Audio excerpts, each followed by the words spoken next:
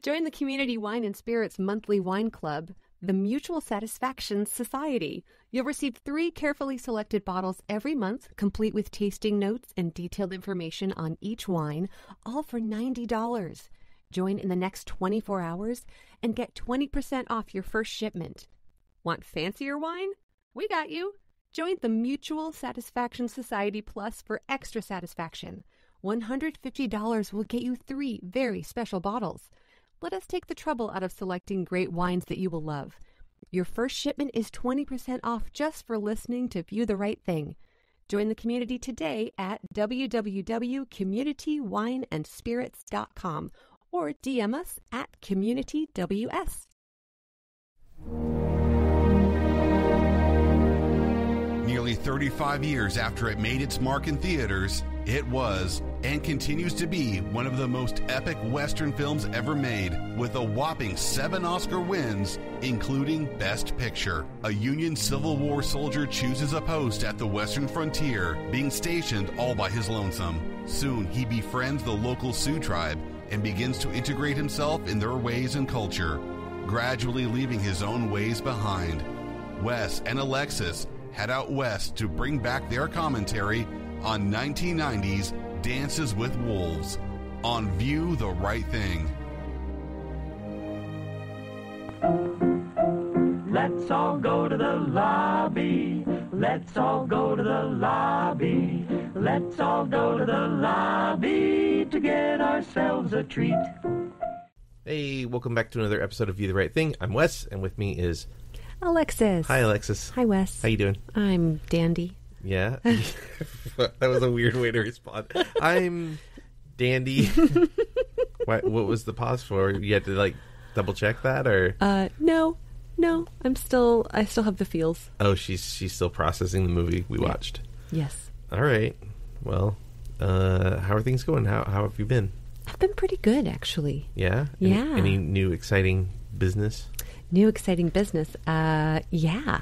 I'm going to be producing a play for my theater company. Are you also in said play? I have the option to be. We haven't had auditions yet.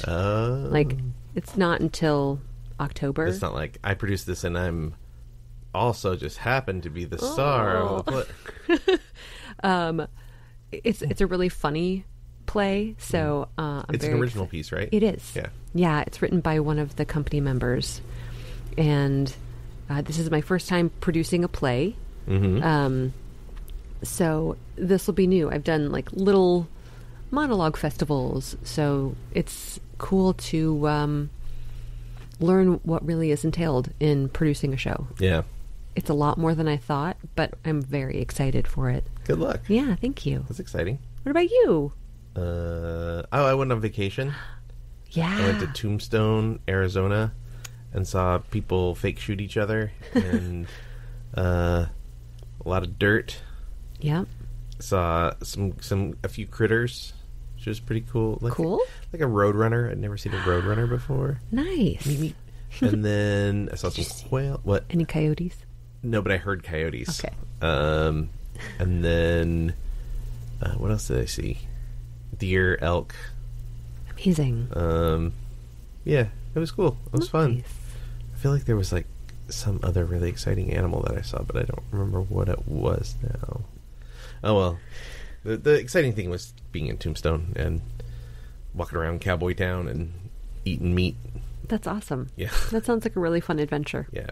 By the way, if you ever go to Tombstone, the Crystal Palace is a place to go. It's my favorite of all of the restaurant places. It's saloon. Ooh. And it's one of the few places that survived both the fires in Tombstone. And so the floor even is the original floor. Same floor Wyatt Earp walked on. Oh, my gosh. There's bullet holes in the ceiling. And they have one of the best burgers I've ever eaten. No way. Yeah, I think it was called the Duke. It had roast beef on it. And it was awesome. That sounds delicious. Meat on, and bacon. So meat on meat. It was awesome. That's amazing. I highly recommend. Never been. Gotta go. Yeah, I want to go back. Yeah. There's not a ton to do, but I was enough that I was I could come back and maybe do a few more things, see a few more things, and just kind of just be in the town more. Yeah. it wasn't too crowded or anything, but there were definitely a lot of visitors from other countries. There was a lot of people from England there. Just like we heard a lot of accents. And interesting. Yeah, it was really, really interesting. And they had some other gunfights that we didn't see. So planned gunfights, right? Not. Yeah. Okay. But there were people carrying guns, like people with guns. I mean, it's an open carry state, so. Oh yeah, I guess that would make sense. But they have a zip line where you can shoot a laser gun while you're going across the zip line, and you can do it sitting, upside down, or spinning. Wow. Yeah. Yep, that's the thing you can do. But yeah, it was a really, really cool experience, and everybody was friendly and that's awesome and nice and dressed up. You know, either they look kind of like the Earps, you know, with the long black jackets, or if they were women, a lot of times they were dressed like dancers, like showgirls. Cool. Yeah, it was really neat. It was really neat. What a fun experience. Yeah. So, yeah. Well, welcome back. Thanks. Dropping my phone. Oh no. Sorry, it's got some notes on it. Need it. All right. Well, let's. You want to jump into this movie? Yeah. Okay. So we saw Dances with Wolves. Tell us, what's this movie about, Alexis? This movie just so happens to be about I thought she was ready. Oh my gosh, I was ready, and then she set her phone down, and then I threw her off. Yeah, and I pushed the wrong button. Okay, so Lieutenant John Dunbar, assigned to a remote Western Civil War outpost, finds himself engaging with a neighboring Sioux settlement, causing him to question his own purpose. Yeah, I was confused about where this took place. Best I can tell, it's like the Kansas-Colorado border, although it was shot in South Dakota. Right. It was originally supposed to be in New Mexico. But it was too hot. No, there were no buffalo in New Mexico. They couldn't find buffalo in New Mexico, so they moved it. So it was originally a Comanche tribe, and it took place in New Mexico. Okay. Not enough buffalo for shooting, so they moved it to South Dakota, where there were buffalo. Yeah. And so they changed it to Lakota. Right. So that makes so more it's sense. different from the book. Yeah. Okay. So this movie was nominated for a bunch of Oscars. It was nominated for Best Actor, Supporting Actor, Actress, Art Direction, Costume Design, and it won Best Sound, Editing, Score, Cinematography, Screenplay, Director, and Picture. Wow. Yeah. That's a heck of a lot of Oscars. I think it's beautiful. And it's Kim Costner's directorial debut. I know. Yeah. What a way to start. Seriously. Yeah. All of his movies are like 3 hours. Yeah. All the movies that he's directed, yeah. I read somewhere that the original cut for this was 5 hours, and they had to cut it down. Yeah, I'd read something like 4.5 or something, and then they cut it down.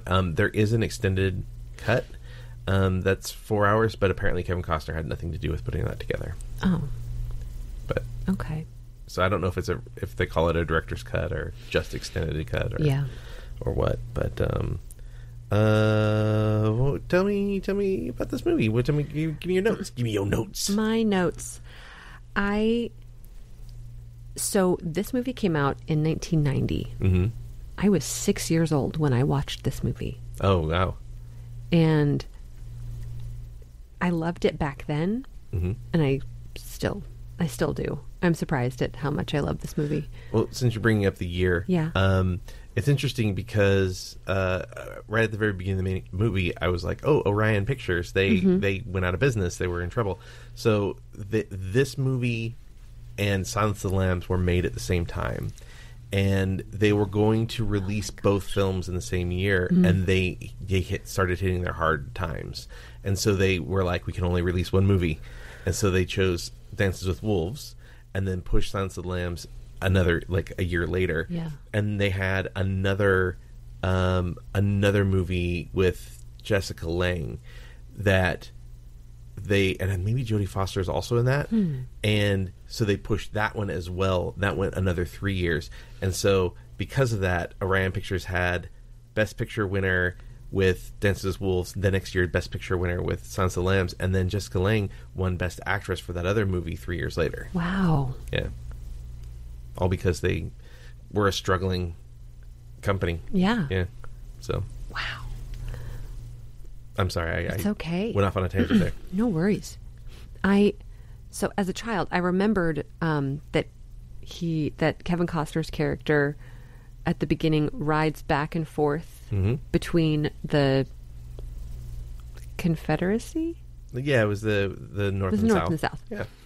I didn't remember that he was doing that as a suicide, essentially, a failed suicide. Yeah. Because it ended up helping his side, like, take charge. Yeah, because the South was so distracted by what was going on that the North was able to just come across the field. I just thought it was so interesting that it was a suicide mission gone wrong. Yeah. You know who played the guy who saves his life, who shoots the guy, the Southern soldier in the head? Mm-mm. His father. In real life? Yeah, Kevin Costner's father. He's like, "You want to be in the movie? You want to save my life?" Wow. And I was like, "Yeah." Fun fact. That's beautiful. Fun fact number 1. And I thought it was so interesting how he just wanted to keep his foot. Like they never really explain what happened, because the movie starts out with his foot like super, super bloody. They had to cut his boot off. Yeah. And instead of letting them work on him, he grabbed another boot and pulled it right on, had to break a stick and put it in his mouth. So do you know who played John Dunbar in that scene? Because it wasn't Kevin Costner. No, I don't. So it was his stand-in. Okay. And the doctors were played by, the one on the left was one of the producers, and the one on the right was Kevin Costner. They dubbed over their voices with other actors, so that way it wouldn't be obvious. Oh, yeah. Yeah. Because I never knew that. Yeah.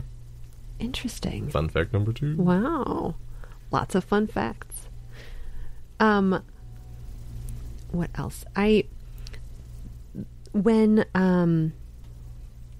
John Dunbar goes to this snooty man to request to go to the plains. Yeah.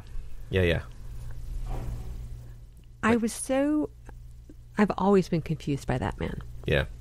Because he's like a major. He's a major, yeah. He's a major who, it doesn't seem like he'd ever fought anything. No. Like he just rose through the ranks because of some clout that he had. That's Probably kind money. of what it seemed. Family money. And then his last words after he lets John Dunbar go to the plains because he just wanted to. Mm-hmm. Which, side note, I thought it was beautiful. He's like, I've always wanted to see the plains before they're ruined, essentially. Yeah, or before they're gone. Yeah. Which, gosh, to see the plains before they got taken over. Yeah. But he goes, the king is dead, long live the king. Yeah. And then pulls a gun to his head. That part of the film has always confused me. Yeah. I mean, I don't know. I don't know. I don't know a great way to. I don't know the real answer, but why don't you have the answers? Yeah, I know, right? I'm supposed to. My feeling is just a guy who's like, again, I think you're probably right on with, like, he has clout, so probably family money has like saved his life by putting him in the position that he's in. Yeah. And he's just probably like lost out in the middle of Kansas. I think he's definitely in Kansas when he goes there. And he's like in charge of these guys, and he's probably just like long gone at that point. I also think he's a drunk. Yeah. Not just crazy or whatever. Mm-hmm. I noticed there was a really nice like touch when he goes to open the drawer. You can hear all the bottles clinking inside the drawer, and I was like, oh, that's a really nice like subtle way to sort of say that this guy is losing it. Right. So yeah, I don't know. I think it's just probably, and it could have very well have been because he was so drunk, but his salute, his awful salute, it's so disrespectful. Oh yeah, it's like bleh. Yeah. Yeah. Like, Like, my dad was in the military when I was a kid, and if you didn't do it the proper way, Yeah. he was like, no, that's not how you do it. Yeah. And maybe there's some bit of, like, the fact that he's talking to this guy who, like, fought in the war and then couldn't even manage to be killed. And so it's like, maybe just like all of this is just a losing proposition. You can't win one way or the other. Yeah. And so that may be part of his decision at the end there. But, Right. Also, I didn't mean to mention when you were talking about when he is riding across trying to kill himself or get killed, and he holds his arms out and closes his eyes. Yeah. That wasn't planned. He just did it spontaneously, and it took the stunt guy was like, "Oh no," and the stuntman had to like yell and scream to open his eyes because he was about to run just headlong into a fence. Oh. Yeah. Wow. Yeah. Just, it was a great choice. Yeah. Because it really showed how much he was willing to give up. Yeah. What else? I did find it once he found the fort. Yeah. He like discovered the fort with what did they call? They didn't call him a bum. Oh, Robert Pastrelli's character. Yeah. Timmons is his name. Yeah. I don't remember what they call him, but yeah. I really enjoyed their how they played off of each other. Yeah. And how it brought like, it seems like John Dunbar was a proper gentleman. Yeah. And to see someone who is not as proper playing, he's like, I'm just a regular old Joe, and bending over and he farts in his face. Yeah. Whoops. I thought that adding a little bit of comedy into this long epic was really needed. Well, and I think it also does an important thing where it sort of sets up the Dunbar's patience, and also the fact that he doesn't really he doesn't want to suffer fools, but he will, and that the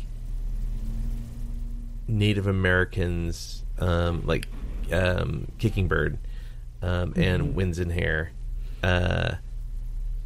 those guys are kind of the same, where they're like pretty serious, but and they don't want to suffer fools. Yeah. And so it sort of sets up what we know about John Dunbar and the fact that they're like-minded. It's not like he found people that were very different from him, but he also found people who were very, very similar to him. Yeah. And had they been like that guy, like Robert Pastrelli's character, then this mesh wouldn't have happened, right? So I think it's a really important mechanic that they set up with his character. Oh yeah, definitely. I found it interesting though, after he was at his fort and he was trying to get some water, and there was a dead, I don't know if it was a deer or elk, and that freaked him out, and that kind of shocked me. You've just been in battle, seeing tons of bloodied dead men, and a dead animal in water. I do have a theory about this. Okay, so my theory is that he has not processed the horror of war yet. That he is hasn't grieved over the things that he's been through and seen, and that the purging of the spring and burning that is sort of his moving past what he's seen and done. That's my take on it, at least. Yeah. But so I think that's the equivalent of seeing a dead soldier looking up at you. And so he put all that to rest. But then he cleaned out the lake, which was wonderful. Yeah. And when he set it on fire, they definitely tricked you. Oh, for sure. Which is interesting because, again, going back to Orion Pictures, Silence of the Lambs does something really similar where they set up an expectation, and you think that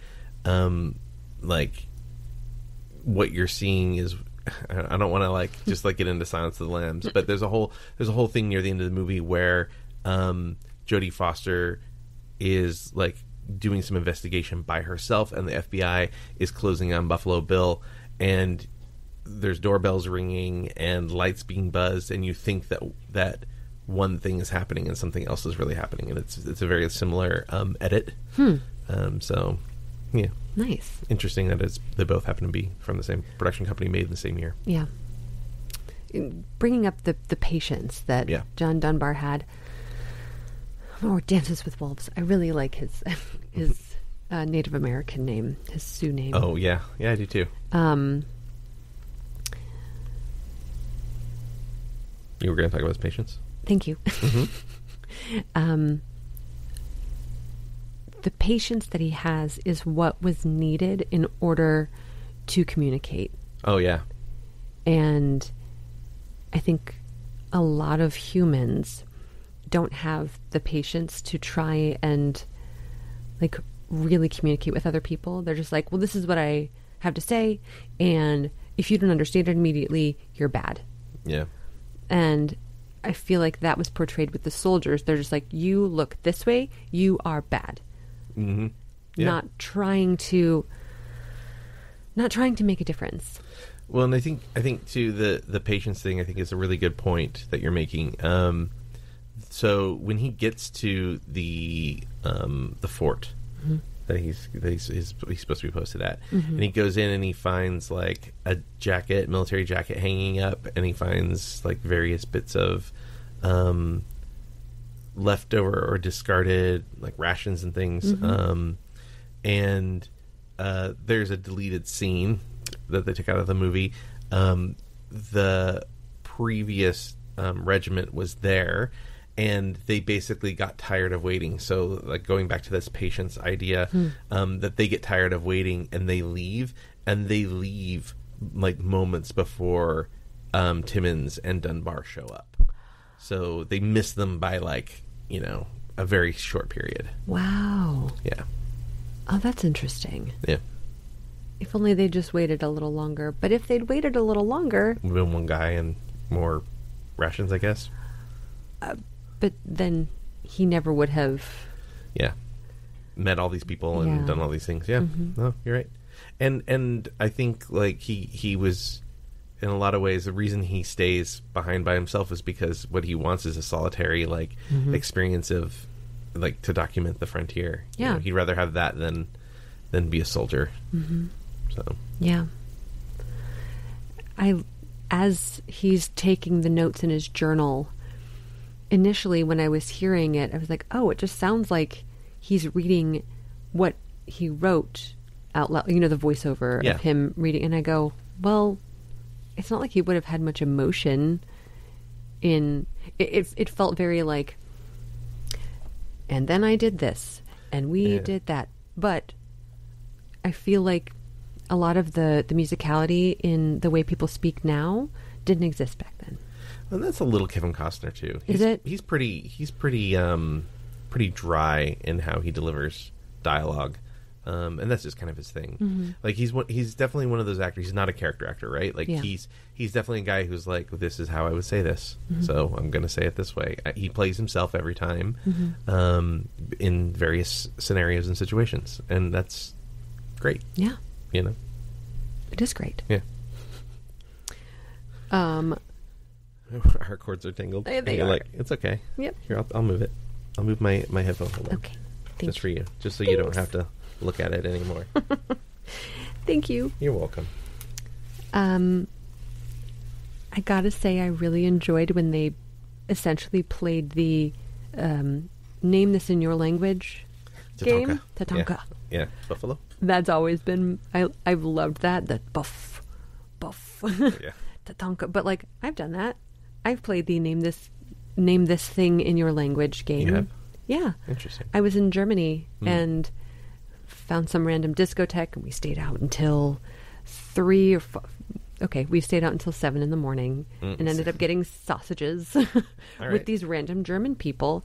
They didn't really know any English, and we didn't really know any German, so it was like, what's how do you say nose? And they're like, haha, nose, and then say it in their language. And we just played the name this thing in your language, and it was a fun way to connect and be like, oh, now I understand you. Yeah.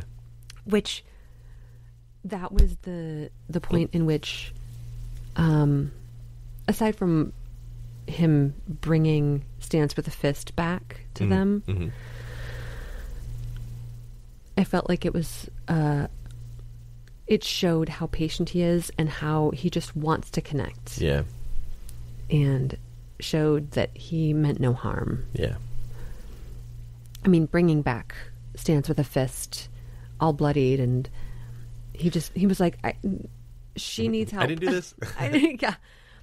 She's not dead. I didn't hurt her, but help. Yeah. I wish we understood her injuries a little bit better. Yeah. So my understanding is that was part of her mourning process, was that she went out and she was cutting herself. But I was unclear if maybe she did it and something went wrong and that's what was going on. You know, I wish we just had a little bit of more context to that, but yeah.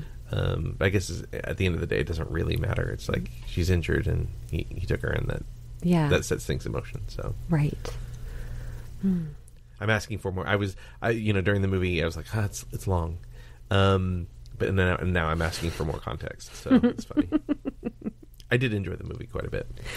Right. I hadn't seen it since I was a kid, and I just remember thinking like how like I was bored as a kid and just like not really interested in it. I'm definitely older and more interested in stuff like this now, and it was I thought it was a fantastic film, and I did kept myself from crying at the end. You did? Yeah, definitely. You were a better person than I. Yeah. It's all right. I could not. You're not a bad person if you cry. I wept. Listeners, a couple times. If you need to cry, cry. Yep. I just didn't want to. At the end, I could not help. I was like silently sobbing. Yeah. Like shaking a little bit. I heard. Yep. Like off to the side. And then I saw a napkin being pulled off the table. So. Yep. All right. What you got next? One of the passages that he wrote in his journal really stuck out to me, which was, "Nothing I have been told about these people is true." Yeah, and that's still true today. Yes. Yeah. It's interesting because the people who have the power to tell the stories are the ones who like dictate what happened, whether it's true or not. Yeah. And I actually experienced that on my trip to Tombstone, where I learned that Wyatt Earp is always seen. There's 44 films made about Tombstone, Arizona, and the gunfight in Wyatt Earp, and he's always this like big hero. And as his story was being written about in the early 1900s, his sort of wife was the one kind of in charge of making sure it was written the way they wanted it written. He didn't care. He was like, nobody cares about cowboys and no one will ever be interested in the story. Wow. And she was like, yeah, no, people are interested, so I'm going to be in charge of this. And she wanted like a very like, glossed over, G-rated, he's a hero and he never shot at anyone who didn't shoot at him first kind of a thing. And I came to learn that he was maybe not a very nice guy, and that a lot of these things that we think are cool in the westerns that we see, like they would like no guns in Tombstone or no guns in Dodge City, really meant no guns for the people they didn't like. So everybody else was allowed to have guns, but if they didn't like you, then you couldn't have guns, and they enforced the law. So wow, he was definitely like looking for money and power. So again, like kind of going back to what you're saying, like the people who tell the stories are the ones who dictate what the truth is. Yeah.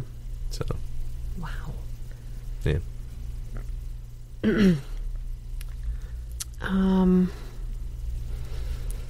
Gosh, what else? The good trade. Good trade is good. Yeah. I found that so interesting. He Dances with Wolves trades his military jacket to Wind in his hair. Wind in his hair, yeah. And then Wind in his hair gives him his vest. Yeah, it's like bone, like chest protector thing. Yeah. Like maybe like a necklace. I don't know. Yeah. And I guess it's like just because it was yours first, like there's nothing wrong with the trade. Mm-hmm. Yeah. When the other tribe member comes in wearing his hat, and he's like, "Hey, that's my hat. Yeah. That's my." Well, you left it on the field, so you didn't want it anymore. But like, Yeah. no, that's my hat. Yeah. Well, what about a trade? Yeah. Ah, okay. Like, you don't have to freak out. Yeah. Yeah. It's true. It's just a hat. Yeah. Well, and the hat moment, I think, is a really great moment because not just because of, you know, the trade and stuff, and that clearly he's one of them now, but that Winds and Hair is the one who defuses the situation, and he's the one who's quick to anger. Right. And they make a point. He makes a point of saying that. Yes. So I loved that scene where he talked about his feelings. yeah, Wind in His Hair finally says, "Stands with the Fist's husband was my best friend." yeah, And it was, I wept a little bit at this part. yeah. No, it's really great. But he's like, well, maybe he had to, because Stands with the Fist's husband died Yeah. in some battle, right? He died. He died. Yeah. And Here she goes. excuse me. And Wind in His Hair said, well, maybe he had to go so that you could be here. Yeah, it's a very And sweet that's moment. just so beautiful. It really is. I agree with you. I agree with you. I'm trying to like keep the talking go so she doesn't fall into sobbing again. It's good. I'm good. I'm fine. But especially so often in culture, men are like, oh, you shouldn't talk about your feelings. Yeah. And the fact that was just like, well, I need to tell you this. Yeah. And then he like becomes his best friend. Yeah. Oh, Yeah. I think that's true. I think what you're hitting on is true about Native American culture, or a lot of Native American culture, and that I think they actually I think they're very advanced and progressive compared to like today even. You know, they like gender nonconformity is a thing and has been a thing for ever. yeah. And just saying what you mean and Yeah. expressing your emotion. Yeah, it's Being direct. Yeah. There's a difference between being mean and being direct. Yeah. And Yeah. it's very special, Yeah. I feel. So you mentioned the hat coming off in the hunt. Do you have notes about the hunt at all, or because I have some notes about the hunt, I didn't want to move on from that. Mainly, this was the hunt for the buffalo. The buffalo. Oh the my Tonka. gosh! When they find all of the skinned buffalo, Oh yeah, heartbreaking. heartbreaking. Freaking white people. I know, and they knew that it was white people because you could see the wagon Yeah. trail. All they used them for were the tongues and the skin. The skin. Why the tongue, though? I don't know. I don't know That about was the a tongue. new one for me. Yeah. I have had beef tongue, and it's quite delicious, but I don't I'm not know into if it. No, not into it. I've had it. Not into it. It's too tough. Oh, maybe you need it as a taco. Maybe. It's really good. Lingua. Lengua, Yeah. yes.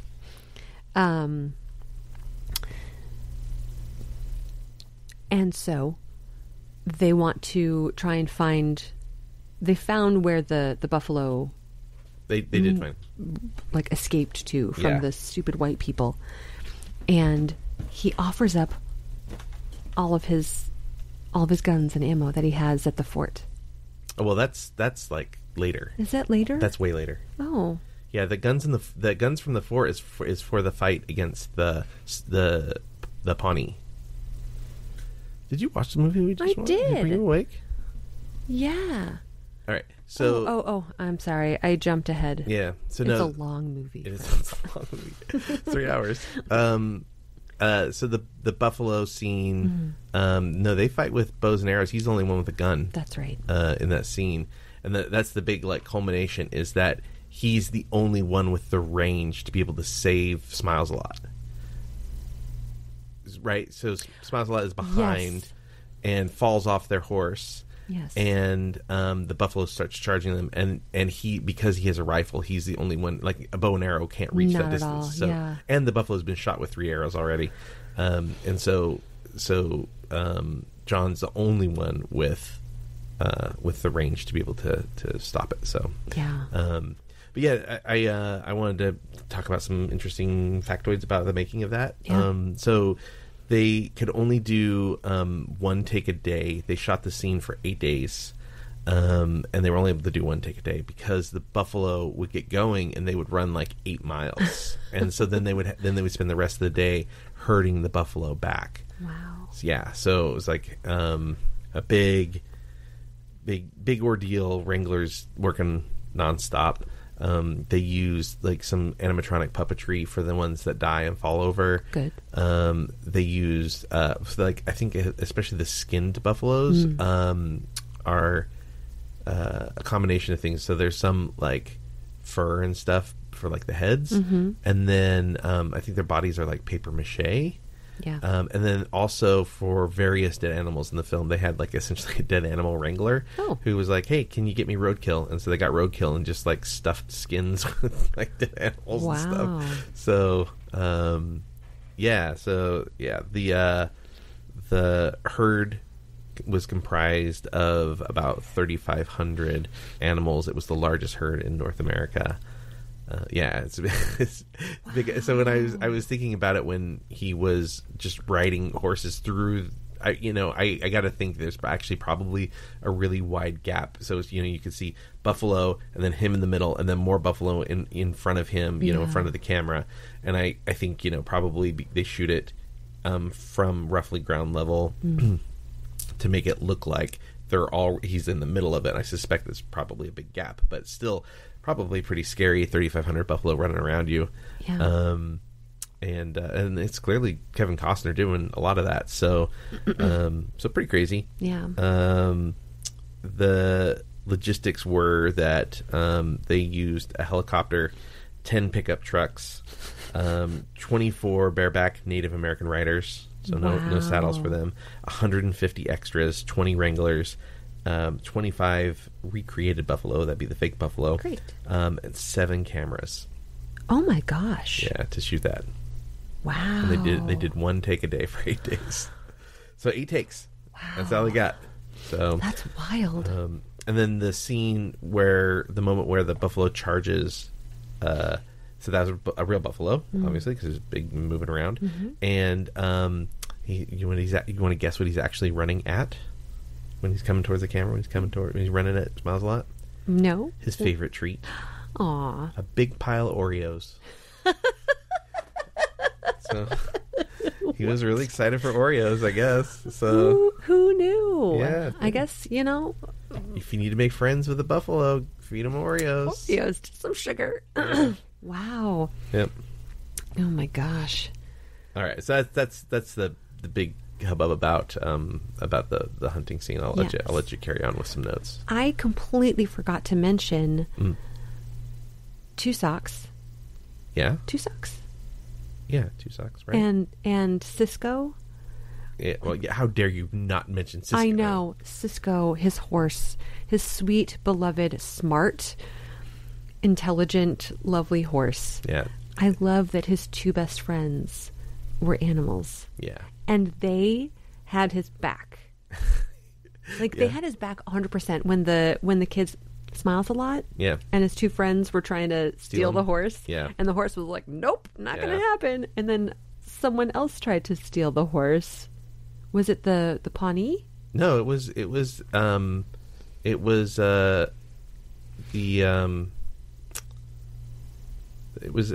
Lakota. It was the Sioux. It was. Yeah. Okay. And then yet again, the horse was like, "Not going to happen." Yeah. I love my guy. Well, there's a shot where he looks up and he sees the horse like bucking around in the pen. Yeah. That's actually a stolen shot. The horse was just like burning off some steam one day, and they just like grabbed the shot and fit it in. But it was so perfect. Yeah. It was perfect because that was to let him know that the buffalo were coming, right? Yeah. That horse, by the way, miscredited. Oh, in the credits. miscredited. Yeah, so it's credited as Justin. Full name, Justin Plainbar. Oh. So just, give credit where credit's due. Come on. Yeah, Justin Plainbar. We love you. Justice for Justin Plainbar. That horse is probably dead. Oh, but that Two Socks, I love. 2 socks, 2 feet, 2 socks. 2 socks, The right? coyote. Yeah. No, the wolf. Oh my gosh. It's in the Alexis. title of the movie, Alexis. Dances with Wolves. What movie did you watch? I don't know. I blame the neck. My neck pain. I forget things sure. now. That coyote was just so amazingly helpful to him. And You said coyote again, by the way. Did I really? Yes. What is wrong with me? It's a wolf. It's a wolf. Y'all, it's a wolf because this movie is Dances with Wolves, not Dances with Coyotes. Amazing. I'm so sorry. When that wolf would notify him about any ne'er-do-well that was. And he comments on that in the film. Like, yeah, he warns me. Yes. Yeah.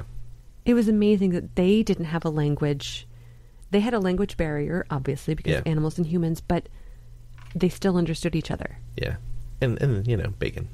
Everybody understands bacon. Everyone understands bacon. Even vegetarians understand bacon. Right. So that the wolf in the Go Home 2 Socks, that scene. Yes. Like they were like throwing meat at the wolf to try and get him to not bite him. So like I think the wolf was maybe a little bit problematic too. And trying to bite I think Kevin Costner, I think the handler maybe got hurt. Oh no. And so I think maybe it was actually Kevin Costner like up close to the wolf and stuff. And so I think maybe the wolf was maybe biting him or something. But yeah. The wolf played by 2 people. Can't remember. Or not people. Ooh. Sorry, not people. That is a talented human. Yeah. What else do I have here? Okay, so I had jumped way far ahead when I said that he offered up his military Chekhov's guns. Chekhov's guns? Yeah. So you've never heard of Chekhov's gun? I have not. So Chekhov's gun is if you show a gun at the beginning of a scene, the gun has to go off by the end of the scene. And so the idea being that they show him bury those guns, so yes. you know they have to come up later on. And so that's that's why I was referencing them as Chekhov's guns. Oh, I like that. Yeah. Yeah, it would have been nonsense for him to have buried them and then just like, okay, we're never going to talk about that again. Yeah. I loved that he knew that for this battle with the Pawnee, that they needed to have more than just bows and arrows. Yeah, because it was old people, women, and children. Yeah. So they're like, yeah, we. I mean, they had a few. I think they had a few other young guys there, but it was like Sans with the Fist and Stone Calf, and I can't remember the chief's name, which I don't think they ever really referred to him as the chief. Yeah. I can't remember. He seemed like the medicine man. Well, the holy man was Kicking Bird. Yeah.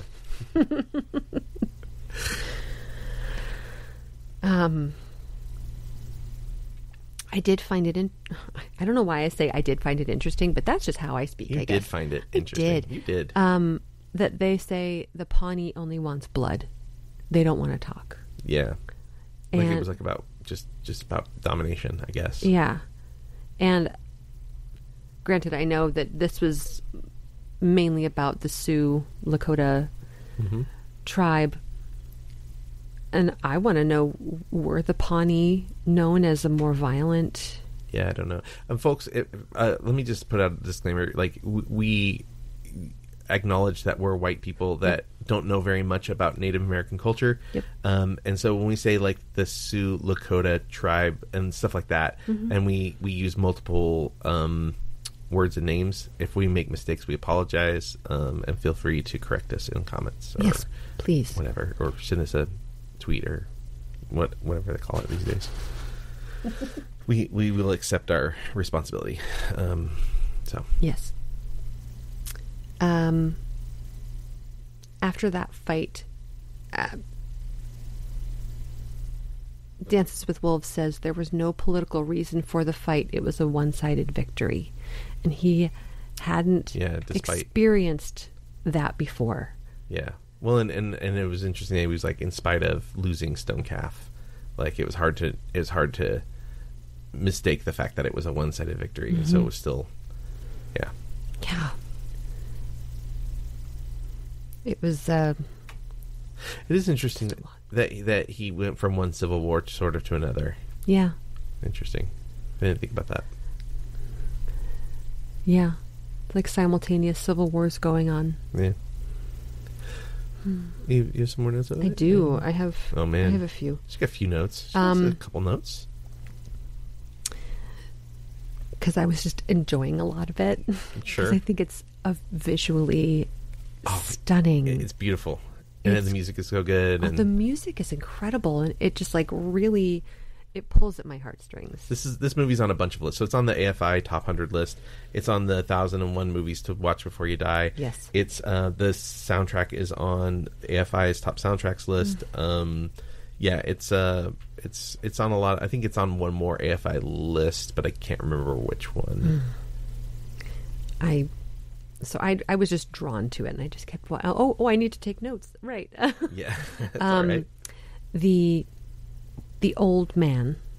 Yes. The old man, who we don't recall his name. Yeah. He pulled out a helmet that his grandfather's grandfather fought. Yeah, the conquistadors. Yes. Okay, I wrote down Spanish conquest? ? Red Crow. Oh wait, no, Ten Bears. His name was Ten Bears. He's played by Floyd Red Crow. Oh, okay. Westerman. But yeah, 10 Bears. How intriguing. The Conquistadors? Yes. Yeah, and the commentary that they have continually fought people off over and over again. And so it was like, yeah, it was... And how, I guess dominant white people were just... Mm-hmm. I liked when Dances with Wolves, because I think he was Dances with Wolves at this point, told Kicking Bird how many white people were coming, and he was like the stars in the sky. Yeah. And it's kind of crazy how dominant and indestructible white people have been. Yeah. But yeah, I'm sorry. I may have like run over your point there. No. That's what I was thinking as well. Yeah, I mean the horse getting like what a like. That's when I was like, really, they're really driving home how terrible the white people are, and they're just like quick to judgment, and just they always, in this movie especially, always believe they're the good guys, and that they can do anything because they're the good guys, and so they kill the horse, kill the wolf, kill the people. I know. It's two best friends murdered in front of him. Yeah, that's so upsetting. Yeah. Yeah, I commented, we were watching, I was like, oh, white people run everything. Yeah. And because he befriended the Native Americans, that he was considered a traitor. Yes. And that his punishment was that he was going to be hanged? Yeah, so I think there's a little bit more to that. Yeah, it's definitely extreme, and I think that he also abandoned his uniform and his post, right? Like he left the fort, and he had given away the U.S. government supplies to the Native Americans. So I think there's a little more to the traitor part, but yeah, I see your point. Mm-hmm. And if only that little shit, Spivey. Yes. If Spivey had just said, oh yeah, I found this notebook, no clue what it says because I can't read. Yeah. Like, they would have believed him. Well, and there is something like really tragic about how that whole thing ends, and the fact that he couldn't stay, that Dances with Wolves couldn't stay with the tribe. Mm-hmm. And that I think the real tragedy is that if he had not gone back for the book, they would never go looking for him, because the only person that had the book was somebody who couldn't even read it, right? So it's like this, like, beautiful and sad tragedy that he goes back. So, wow. And so that's why they had to separate from the tribe. Yeah, because he does go back, and they do learn because he tells them, right? There's a book, this is what happened, da-da-da-da. And they're like, okay, well, you take us to these people, and then we'll reconsider your being a traitor. But had he not gone back, they would never have learned that. Yeah. It would just been like, just like when he arrived at the fort. Oh, there were people here, they abandoned it. Yeah. Don't know where they went. I loved that the tribe came to his rescue. Yeah. And Spivey, I was like, yeah, drown that. But, and I understand why they all had to be killed. But that one guy was the good lieutenant. guy, the lieutenant. I don't really... I almost wish he could have been like, wait, no. Yeah. Not him. Spare him. The lieutenant was almost what... I think he's supposed to represent what John was supposed to become, right? John was supposed to go to that fort and be the lieutenant at that fort and blah, blah, blah, blah, blah. Yeah. Instead, he's left alone and he meets the Sioux and befriends them and becomes one of them. And then this other guy comes in and is really similar age, and similar like temperament, I think. Yeah. So. And then smiles a lot. Yeah. Okay. It seemed like that was his first kill. 100%. Yeah. I totally agree. Yeah. And it was so necessary, but I just like wanted to give him a hug. Yeah. That was... actually, that's a lot. He does get a hug in the movie earlier when he goes to get the guns with John for the Pawnee fight, and John hugs him, and I thought, oh, that's the first time I feel like we've really seen him like I don't know, I guess like that intimacy of like a familial connection. I felt like that was like the first time we really, other than with Stands with the Fist, right? Yeah, that was beautiful. Yeah.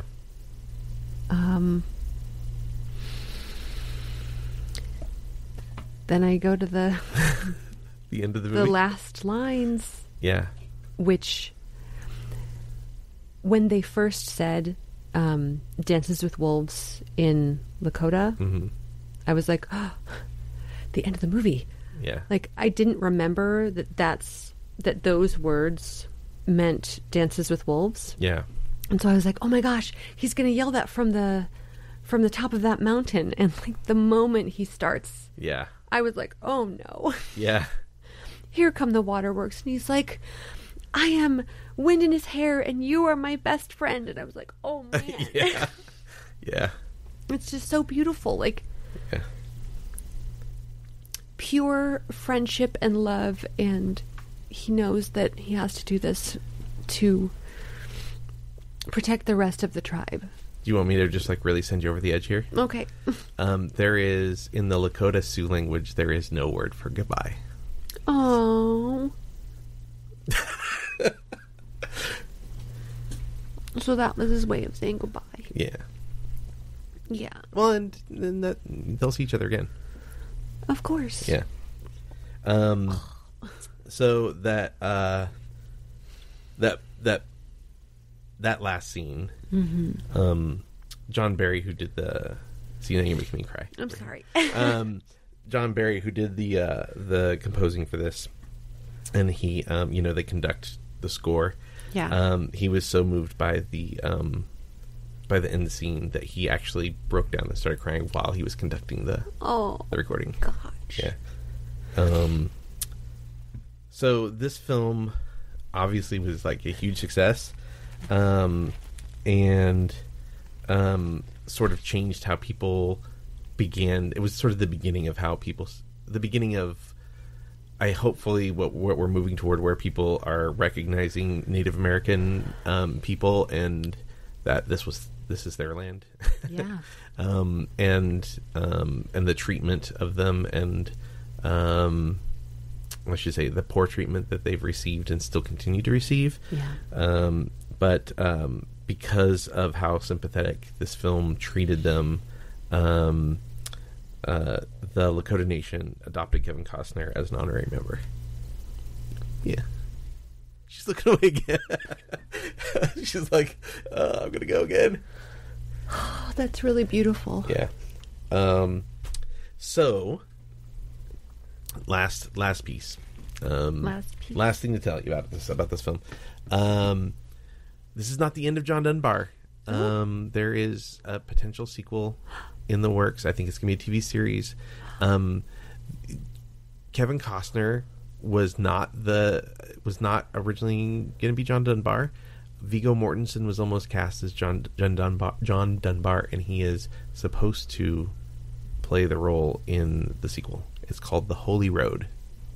When is that? Don't know. There's no, it's long been rumored, and it's no information on if and when that's happening, but that's supposed to. Is Kevin Costner going to be directing that as well? No idea. Kevin Costner, will you cast me in that film? I'd really love to be in it. He's busy knee deep in Horizon. Wow. I heard a secret. I don't know if it's I believe it's true. Yeah. About Horizon. But I don't know if it will stick based off of whether or not Horizon does well. So Horizon is 2 parts, and they're both 3 hours long. Kevin Costner doesn't know how to make a movie under 3 hours. And my understanding is that it is not just going to be 2 parts. Oh, wow. That it is much, much, much bigger. Wow. Let's say much, much, much, much bigger. Oh, boy. We'll wow. Yeah. So I don't know if he's going to have time to direct a sequel to Dances with Wolves. And again, who knows if and when this will ever happen. I mean, Viggo Mortensen isn't getting any younger. Yeah. But yeah, that's my understanding, is that he was originally going to be John Dunbar, and wow. And Marlon Brando. Kevin Costner wanted to cast Marlon Brando as the crazy major, who kills himself early in the film. Interesting. Yeah. And I have no idea who the major was. Yeah, I've seen him in several things. He died in I want to say 2010. Oh. He is, let me tell you his name, Maury Chaykin. Oh. Died in 2010. He died on his birthday in 2010, age of 61. Oh, crazy. my goodness. He's in My Cousin Vinny, War Games, Mouse Hunt. What other things is he in? Lots of TV shows. Stargate, the show, not the movie. He did a lot of sci-fi Andromeda and stuff like that. Interesting. I think he was Canadian. Trying to go back a bit here. And did Marlon Brando just not want to do it? I don't know. Who knows? And they probably couldn't afford him. I mean, didn't this movie go way over budget? Yeah, so Kevin Costner actually threw in a bunch of his own money to get this movie done, and yeah. So an over-budget movie for a failing production company. I'll bet he made his money back. Yeah, I'm sure he got, and then some, paid well. Wow. Let me see here. I think I have a note here on the the animatronic buffalo cost $250,000. Wow. Let me see here. The budget was $18 million. Kevin Costner paid $3 million out of his own pocket to make up that last $3 million of the 18. So they had $15 million. He threw in $3. The movie, here's your answer for you. The movie went on to gross over $100 million, and Kevin Costner earned an estimated $40 million from his original investment. Wow. Yeah. Wow. So I mean, if it was me, I'd be like, yeah, I'll make time for that sequel. Yeah, no problem. Yeah. Wow. I also know that Mary McCormick. Yes. McCormick? Mary McDonald. McDonald? Yeah. Sorry, Mary McCormick's West Wing. Mary McDonald asked for her romance scenes with Kevin Costner to be toned down a bit. Yeah. And they did. They toned them down. They listened to her, and Good. hey, what a rare thing for the 90s. If it were too sexual, that would just felt weird. Yeah. I guess. Yeah. Like, you don't need this, like, gratuitous sex scene in a tent. No, I agree. Oh, in a tent. That reminds me. So you were talking about the scene where they do the good trade? Yes. That was actually shot in a tent, but it looks like it's outdoors. It was too cold to shoot, so they set them up in like a tent. Well, that's good. Yeah. That's smart. Yeah. There you go. I just got to say, this movie made such an impact on me as a person. Yeah. Because I know how important it is to understand other people. Sure. And to not judge someone by how they look or how they sound. Talk, what language they speak. Yes. Yeah. I agree. And that with patience, you can overcome a lot. Mm-hmm. I just really, really love this film. Yeah, it was good. Yeah. I still can't believe that I watched this as a 6-year-old. Yeah, I can't believe that either. Oh, that reminds me of another thing. 6 years old. The little 6-year-old girl who was the young version. Do you know who she is? Yes. You do. You want to? I do. It's Kevin Costner's daughter. Yeah. And you notice that she looks over both shoulders when she's running away? Yes. That's because they told her to look over her right shoulder, and she didn't know her right from her left, so she did both. Oh, my goodness. So, Annie Costner, I believe. Yeah. I love this movie. His son is in his new movie. Do you know what his son's name is? No. Horizon. Are you kidding? Yep. Like, his real name is Horizon? His name is Horizon. Oh my gosh. And so he named the movie after him. Oh. Yeah. It's a story he's been working on for a long time. Okay. So. Amazing. Yeah. Yeah. That's awesome. All right. Well, I think it's time to pick a new movie. Okay. Alexis's turn. Okay, let's get a good one. And the next movie is Set It Off. Okay, so a 90s movie. 90s. I think it's 90s. It's like mid-90s. It's like Jada Pinkett Smith. Oh. I think Queen Latifah. Yeah, I think it'll be interesting. It'll be fun. It's a nice change of pace. Awesome. Because I feel like we did Cat Ballou and then this was like kind of two Westerns in a row. Yes. And yeah, I mean, not that this wasn't modern because it was 1991, but it feels not modern because it's, the 1800s. Right. The 1860s or whatever. Just gotta say, the costumes were incredible. Oh, in Dances with Wolves? In Dances with Wolves. Yeah. Amazing. I was like, this is beautiful. There were some notes about some of the costumes, but I was like, I don't know anything about it. And yeah. A lot of work went into Mary McDonald. I almost said McCormick again. Mary McDonald's It's outfit. Okay. I said Coyotes. Yeah. Yours is worse. If her name was in the title, then it would be bad for me. But fair. Yeah. So let me step back and say the Civil War costumes were impeccable. Okay. You heard it here. I cannot necessarily speak to the Native American wear because I don't know it well enough. Yeah. Okay. Well, next time we'll do Set It Off. I'm pretty excited for that. And we'll talk to you later. Until then, bon cinema.